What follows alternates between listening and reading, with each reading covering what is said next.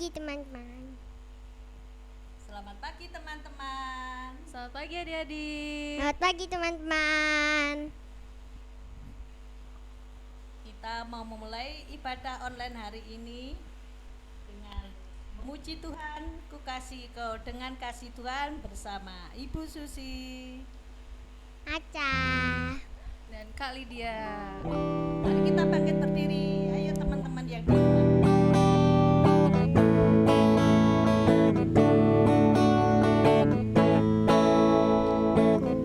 kasihi kau dengan kasih Tuhan.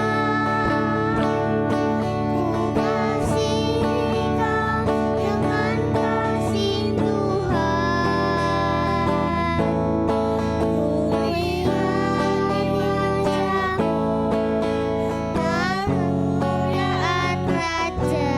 Ku kasihi kau dengan kasih Tuhan.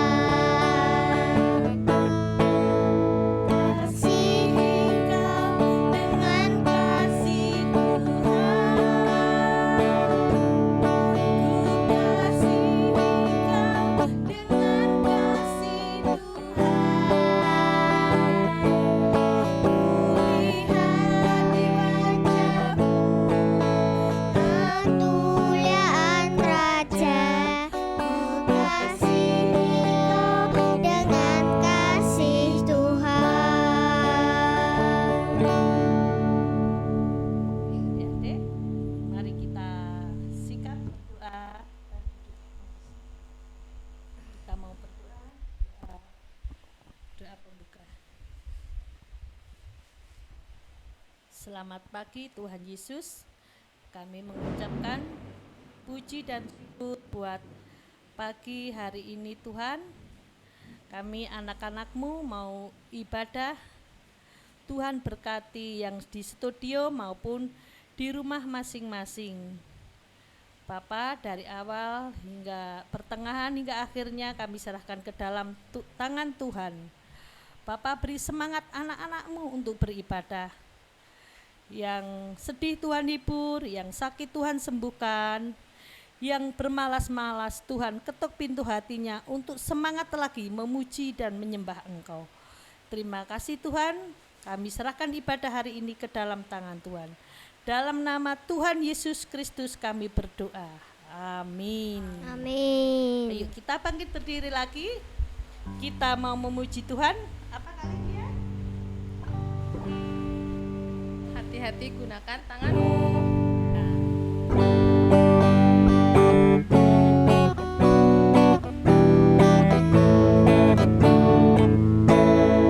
Hati-hati gunakan tanganmu. Hati-hati gunakan tanganmu. Karena Bapa di surga melihat ke bawah. Hati-hati gunakan tanganmu. Hati-hati gunakan mulutmu. Amin. Hati-hati gunakan mulutmu. Amin. Karena Bapa di surga melihat ke bawah. Hati-hati gunakan mulutmu. Amin. Hati-hati gunakan kakimu. Hati-hati gunakan kakimu. Karena Bapa di surga melihat ke bawah. Hati-hati gunakan kakimu. Saatnya kita mau mendengarkan firman Tuhan.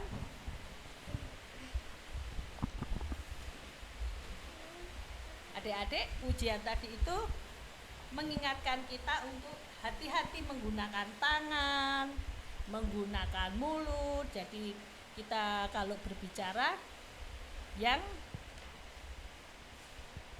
baik-baik, tidak boleh Kasar. tidak boleh kasar, tidak boleh berkata-kata yang tidak sopan.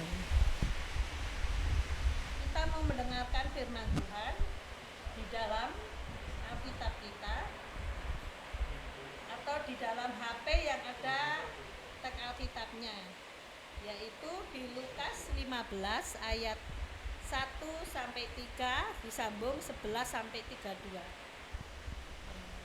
Ayo adik-adik kita buka Lukas 15 ayat 1 sampai 3 dengan bunyinya perumpamaan tentang domba yang hilang.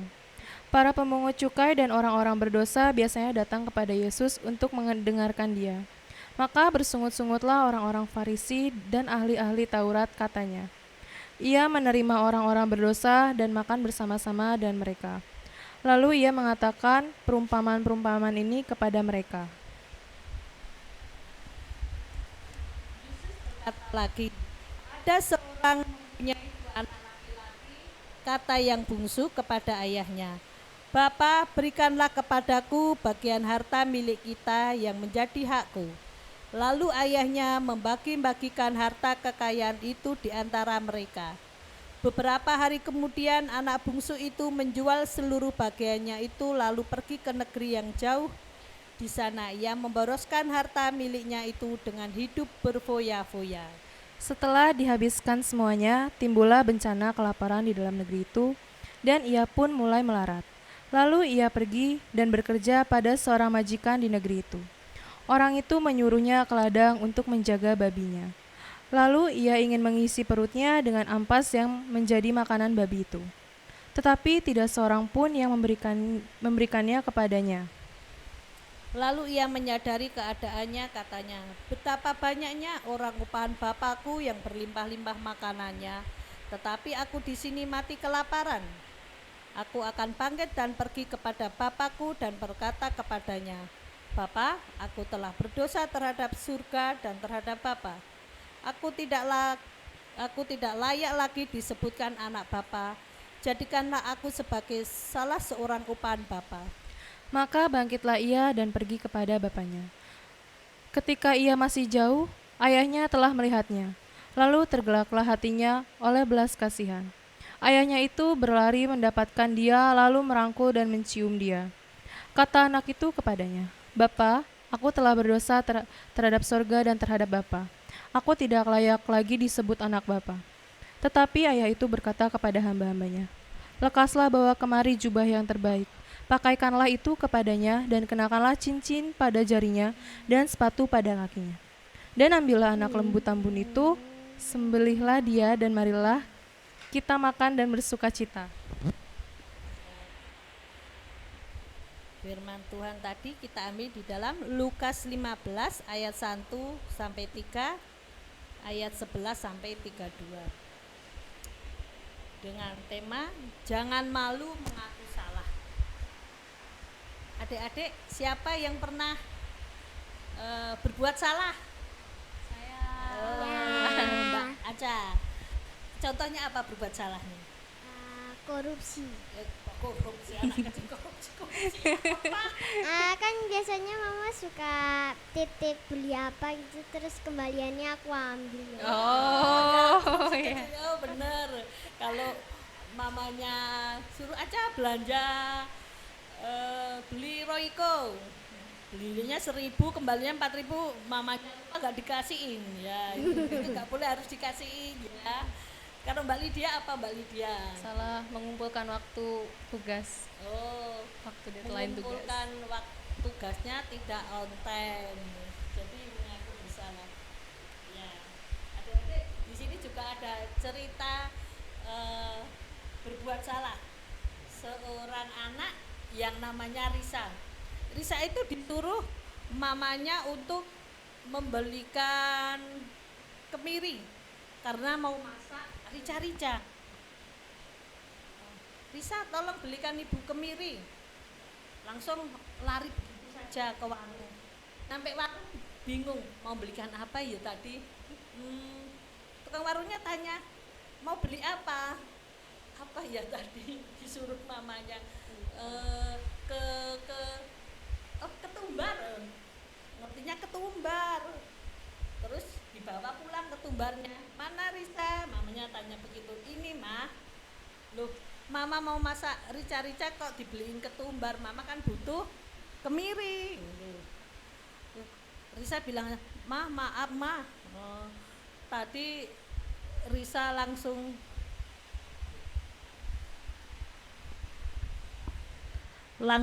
lari, nggak dengerin mama. Terus nggak apa-apa Risa, Mama juga salah karena tadi nggak ngasih catatan sama Risa, jadi Risa langsung lari saja. Juga ada lagi yang berbuat salah, ada adik-adik mungkin di sini atau di rumah adik-adik ada yang dikasih bekal makanan sama mamanya waktu Ada. sekolah, karena tidak ngomong kalau tidak suka. Jadi ada anak kecil yang bernama Budi dibekelin sekolah, dikasih tempat makan, dikasih ongseng tahu sama tempe sama telur. Sampai di sekolah karena Budi itu tidak suka makanan itu, ternyata makanannya itu dibuang ke tempat sampah. Biar dikira mamanya itu habis. Padahal itu perbuatan itu tidak baik. Ya, tidak baik. Waktu selesai pulang sekolah nyampe rumah ditanya mamanya, Budi makanannya udah habis? Sudah Mang. Dipikir mamanya itu Budi itu suka sama masakan ongseng tahu sama kacang sama telur. Padahal wah ini udah habis, berarti kamu suka ya, besok mama masakin lagi. Budi jawab, lo kenapa Budi? Sebenarnya Budi mau minta maaf Ma, Budi salah. Budi itu sebenarnya tidak suka makanan itu. Tadi Budi takut, makannya saya buang ke tempat sampah. Ya ibunya merasa kecewa dan bilang, kenapa Budi kalau tidak suka makanannya bilang sama mama besok. Jadi mama masakinya yang sesuai dengan kesukaannya Budi.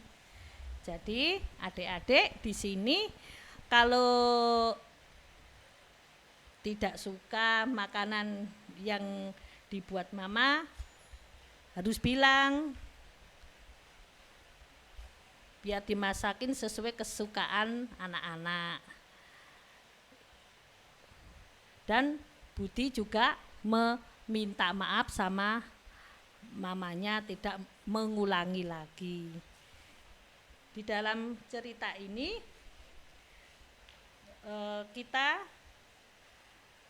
di dalam Lukas tadi, adik-adik pernah dengar cerita tentang anak bungsu.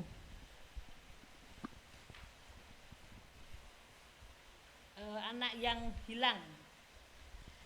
Anak yang hilang di sini seorang anak bungsu yang menginginkan harta orang tuanya. Yang menginginkan harta orang tuanya karena orang tuanya itu kaya raya. Orang tuanya juga memberikan harta itu.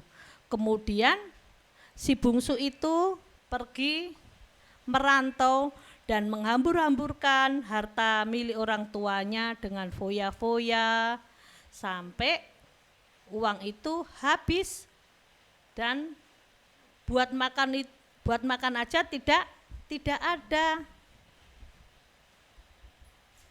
Untuk makan tidak ada, sehingga si bungsu ini ngelamar kerja ya. Jadi kerja upahan, jadi budak. Di situ si bungsu itu mikir-mikir, padahal orang tua saya itu kaya, saya di sini makan kekurangan, untuk makan ampas makanan babi aja sama teman-teman pekerja nggak dikasih, padahal saya itu lapar banget. Di situ anak bungsu itu mikir-mikir, saya pulang aja,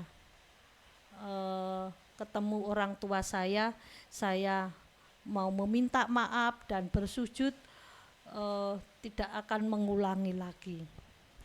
Lalu si bungsu ini pulang ke kampung halamannya dan bertemu dengan orang tuanya, meminta maaf sama orang tuanya dan tidak mengulangi perbuatannya itu lagi. Apa yang dilakukan orang tuanya? Apakah orang tuanya menolak, tidak memberikan maaf? Atau apa? Orang tuanya tetap Memaafkan. ya memaafkan dan menciumnya. Bahkan orang tuanya itu menyembelihkan kambing yang gemuk-gemuk, tanda ucapan syukur bahwa anak bungsunya sudah balik lagi, walaupun saudaranya atau anak sulungnya tidak suka dengan kehadiran anak bungsu itu. Karena apa? Karena sudah menghabiskan harta kekayaan orang tuanya, bagian bungsunya sudah habis. Tetapi sebagai orang tua tahu bahwa anak yang dikasihi, semua anak itu kalau mempunyai kesalahan, orang tua itu pasti memaafkan. Dengan catatan tidak boleh diulangi lagi. Sehingga anak bungsu ini tadi kembali menjadi orang baik. Adik-adik, di dalam cerita si bungsu ini mari kita belajar bahwa setiap anak pasti pernah melakukan kesalahan. Namun ketika kita bertekad untuk berbalik dan berjanji tidak mengulanginya lagi, tentu ada pengampunan. Maka beranilah untuk mengakui, memohon maaf dan berbuat baik lagi. Ya, adik-adik, mari kita memuji Tuhan. Kita bangkit berdiri dengan memuji Tuhan. Terima kasih Tuhan.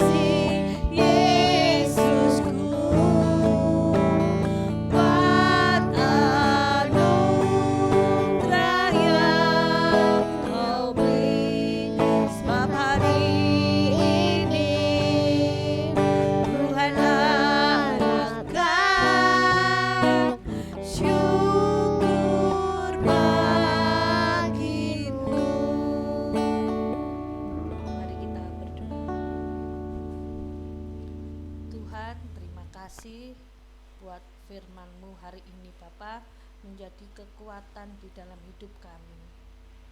Ajari kami untuk mengakui kesalahan kami apabila kami bersalah dan meminta maaf dan tidak mengulangi lagi. Bapa, terima kasih Tuhan. Berkati setiap tim multimedia, juga anak-anak-Mu yang terlibat di dalam pelayanan hari ini. Terima kasih Tuhan, dalam nama Yesus kami berdoa dan ucap syukur. Amin. Amin. Adik-adik, kita akhiri ibadah hari ini dan kita berjumpa minggu depan dengan teman-teman dan guru-guru sekolah minggu. Dadah. Dadah.